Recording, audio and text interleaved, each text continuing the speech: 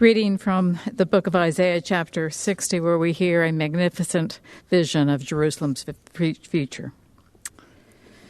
Arise, shine, for your light has come, and the glory of the Lord has risen upon you.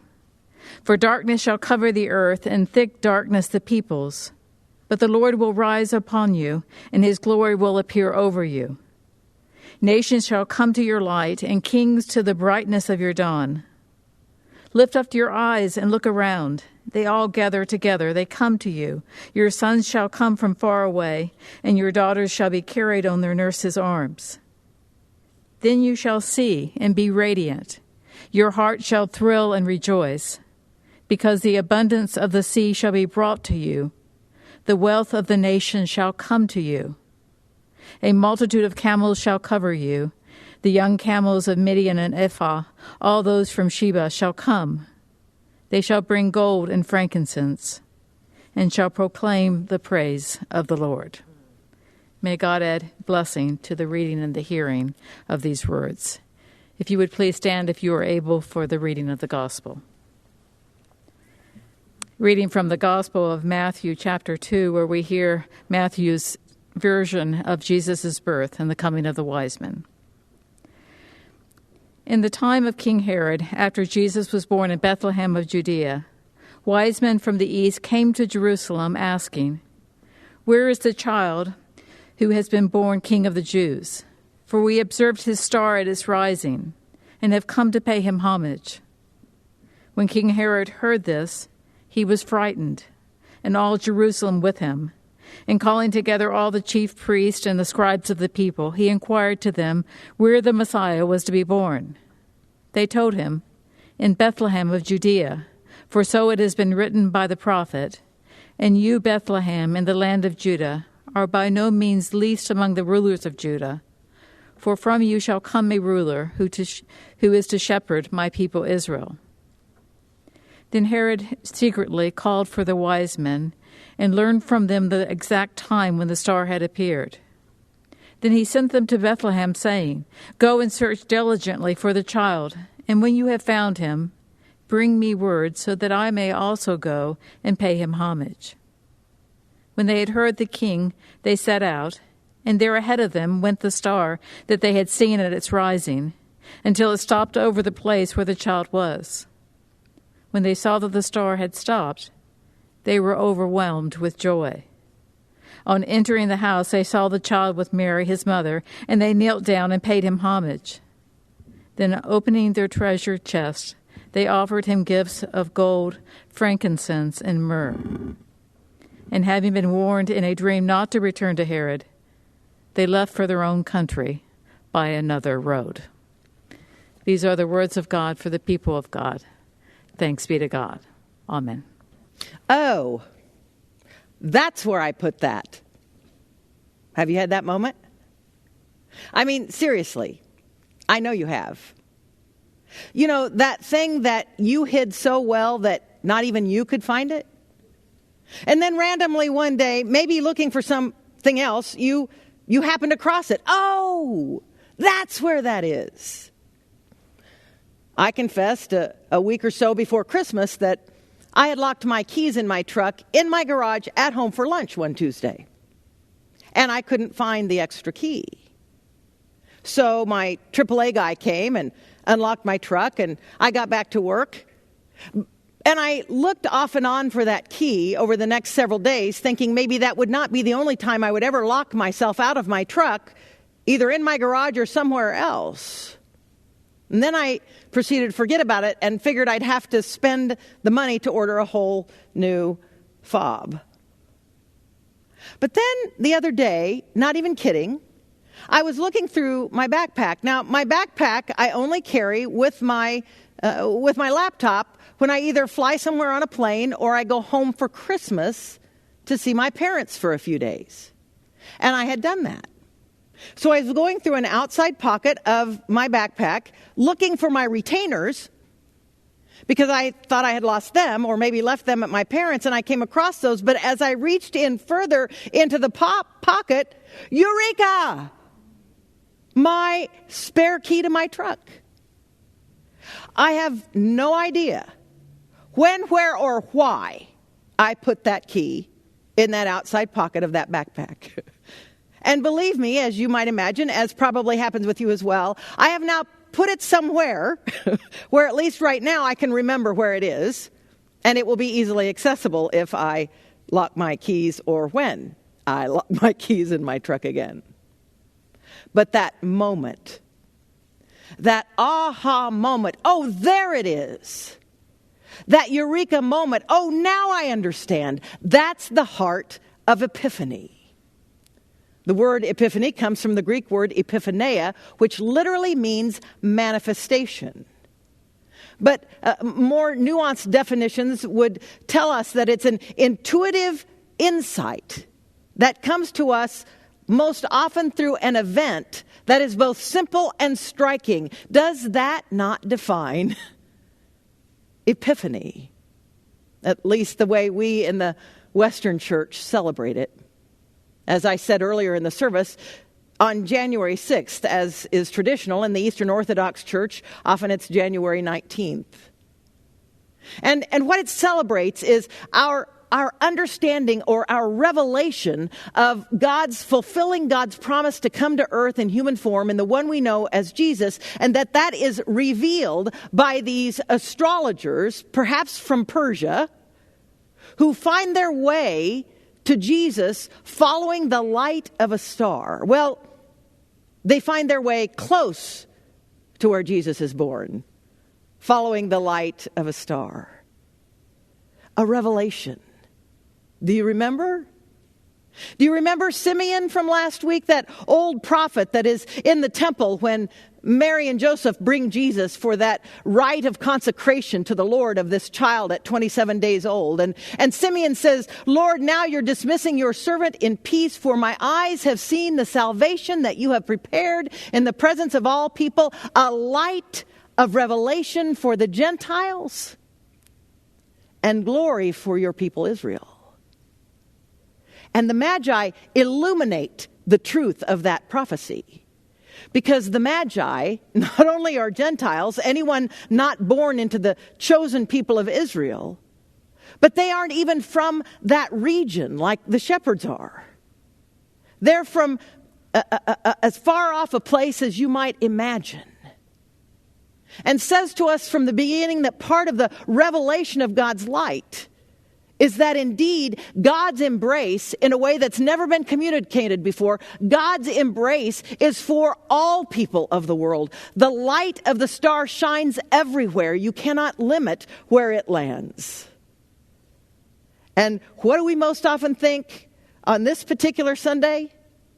Brian sang it after our offering. We three kings of Orient are. You have to sing it like that. Brian, I'm sorry, I can't imitate you.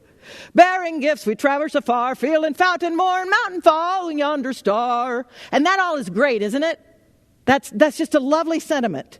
Do you know what verse that we didn't have him sing? The 4th verse.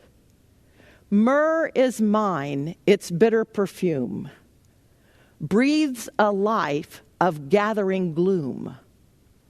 Sorrowing, sighing, breathing, dying, sealed in a stone-cold tomb. Oh, star of wonder, star of... It's sort of an odd juxtaposition, isn't it? We sort of want to do our life that way. We sort of want to do our life the way that first verse is. Let's just stop there. Let's sing that first verse in the chorus and stop there. And that's sort of what we want to do with this story of the Magi. It makes complete sense. The light of revelation of the Messiah, of God come to earth in human form. We have everything to celebrate. It's why we come on Christmas Eve. It's why we light our candles from person to person and we lift them up on that last verse of Silent Night. And the pastor says, look around you. You are the light of the world, and it feels so good. And then Epiphany. And we always stop with the 12th. We most often, as pastors, stop with the 12th verse of the Gospel of Matthew. Because if we read on, we find out that the revelation, the manifestation of God come to earth does not make everything bad stop. It does not suddenly make human beings perfect in their love for one another or for God. Immediately after these astrologers from the East, which prove the point that God's love is for everyone, that God's salvation is prepared in the presence of all peoples, as Simeon says, they are warned in a dream, these magi, to return home by a different road.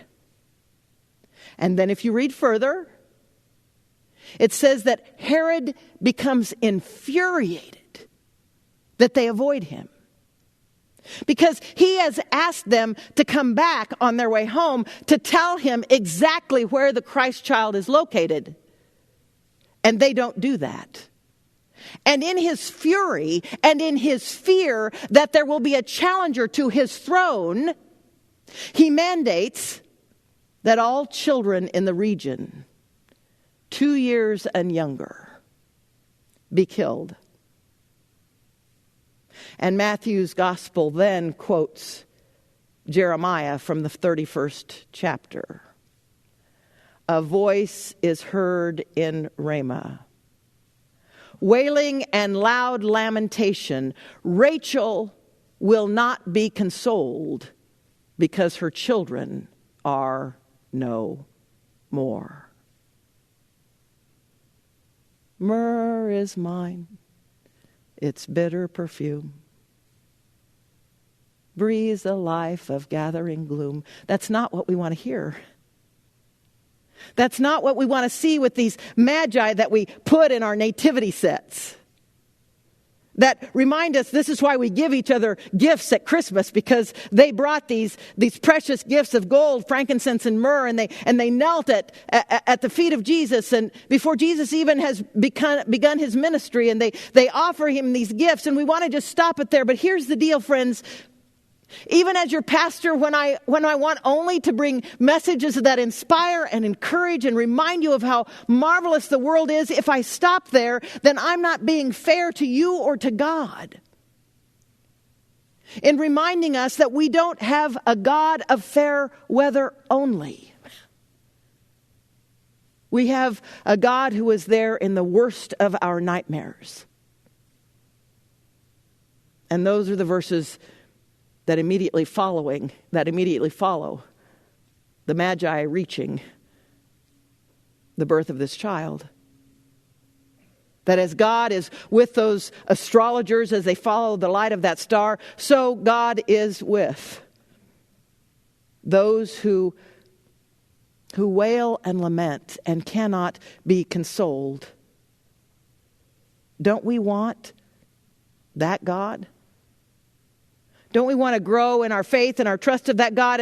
And we might say to ourselves, well, if God was going to bother coming to earth, why didn't God just start preventing all of that?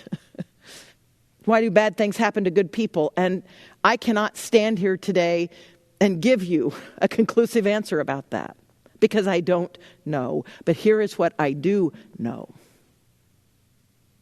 God is present with us in the midst of that sorrow, in the midst of that wailing, in the midst of that lament. And God knows what that fear is like, because the scriptures also tell us that having heard in a dream that that's what Herod intended to do, that Mary and Joseph indeed fled to Egypt where they didn't know anyone. And stayed there until they were told that Herod had died, so that they could safely come back. And it's not that Jesus was more valuable than any other parent's child. We don't completely understand the vision of God. But we do know that part of what we learned in Jesus' presence with us on earth is that we would not be abandoned in the midst of that kind of heartbreak and heartache. And indeed, Jesus' own parents will know that heartache and that heartbreak at the end of their son's life, which will end before theirs, which is never supposed to be the way it is. It's difficult to deal with, isn't it? That odd juxtaposition of this marvelous definition of Epiphany where we have these usually unexpected events that bring a striking new learning and understanding in a sudden moment that is very simple and very striking. That partnered with that then is deep sorrow. But even 400 or 500 years before that, as the prophet Isaiah, we heard from this morning that Cheryl read, the prophet Isaiah says, Arise and shine, for your light has come. And the glory of the Lord has risen upon you. And if we just stopped there, that would be great. And the situation, the context is that God's people have been exiled. And they've been allowed to come back safely. And we would think that return would be glorious and wonderful and marvelous, and in its own way it is, and yet when they get back, guess what? The city is still in rubble. The temple's still lying in ruins. And the people that are still there who have been left to survive are scratching out a living, just enough to feed themselves, perhaps, and their families. And there is an overwhelming amount of work to be done to rebuild. It's not what they expected. It's not what they wanted. It's not what the vision of their ancestors 2 generations before who were taken into exile. It's not the vision that was painted for them of what Jerusalem was like before they were overwhelmed by the great enemy. And yet they have a choice. So Isaiah is bringing this word of hope and this word of promise. But understand, Isaiah doesn't do that without an understanding of reality, because Isaiah goes on to say, for darkness is covering the earth and deep darkness the peoples. But then Isaiah says, but rise up and look around, for God's light will arise upon you, and God's glory will surround you. And people will come to the brightness of your dawn. And sons will come from far away, and daughters will be carried on their nurses' arms. And you will know the radiance and the glory of God's light. So this sort of odd rhythm of understanding that God is a God of the best times in our lives, and God is there during the worst times of our lives. That God understands the words we need to hear that keep us going in hope, and God understands we sometimes need to name for one another the hardness and the difficulty and the complexity that we live in. Because friends, that's the reality that we live every day, isn't it? And to pretend that by coming into these walls, we are only going to, as people of faith, talk about good things, I believe that does a disservice to you. It does to my faith. Because I want to know that God is with me in the grittiness of the hard times. And that God's Spirit will not let my spirit be broken by that which is most difficult. These astrologers, their faith and trust in God as Gentiles, as not part of the chosen, is so strong that as our words of welcome at the beginning said, they persistently and steadily and methodically make their way on this journey that perhaps took upwards of 2 years. They choose to have that faith in God. Herod does not. Herod chooses to stay where he is. Herod chooses fear and darkness over faith and trust in the light of a star. It's a pretty stark comparison. And I would put it before you and me both today, because it's true for us as well. We have the same choice. We can decide God's presence is there in the good parts and God abandons us in the bad. We can decide that God isn't trustworthy because God doesn't prevent everything bad from happening to us. Or we can decide that our faith is most real when we trust in God in all the times of our lives. In faith, Isaiah asks us to stand up and look around, to arise and shine, for God's light has come, and the glory of God shows around us. And even though there is darkness covering the earth and the peoples, God's light will not be overcome. We can choose to trust and believe that, or we can decide to let fear define us.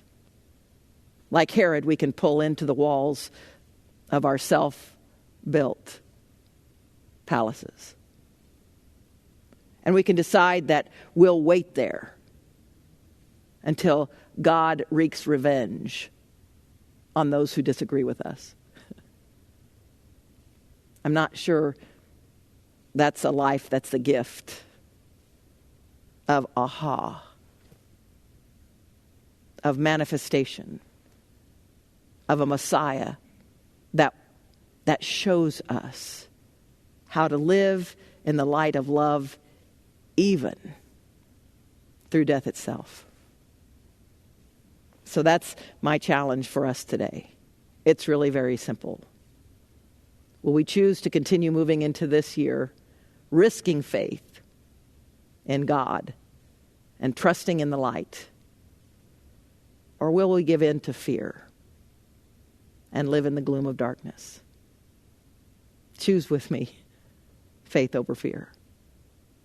Amen.